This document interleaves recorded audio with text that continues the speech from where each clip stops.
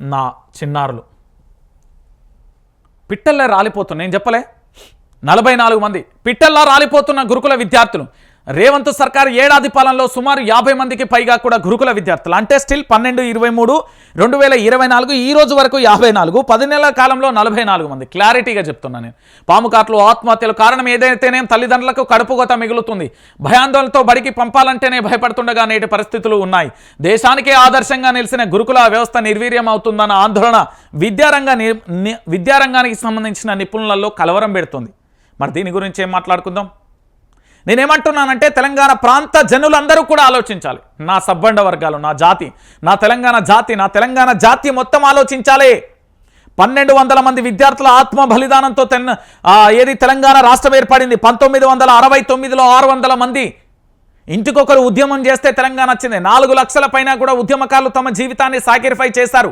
అంటే వచ్చే జనరేషన్ కోసం, భవిష్యత్తు తరాల కోసం వదులుకున్నారు.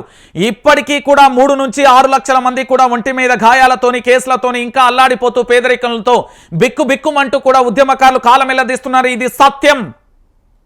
తెలుసుకోండి తెలంగాణ ప్రాంత బిడ్డలారా. మరి ఈ మరణాలు దేనికి సంకేతం?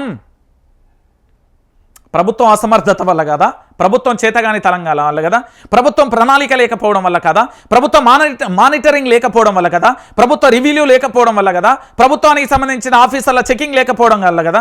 మొద్దు నిద్రలో ప్రభుత్వం ఉందా, మేలుకొని ప్రభుత్వం ఉందా? అధికారులు ఏం చేస్తున్నారు? రాష్ట్ర ముఖ్యమంత్రి ఎలాంటి గైడ్లైన్స్ ఇస్తున్నాడు? మన విద్యాశాఖ మంత్రి ఇస్తున్న సూచనలు ఏంటి? ఇప్పటి వరకు బయటకు వచ్చిందా?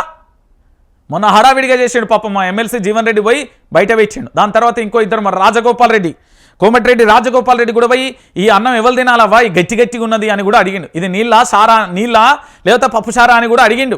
కాంగ్రెస్ పార్టీ నేతలే వాళ్ళు పోతేనే అక్కడ పరిస్థితులు తెలిసినాయి. తెలంగాణ ప్రాంత బిడ్డలందరికీ వాస్తవాలని ఎవరు చెప్పాలి?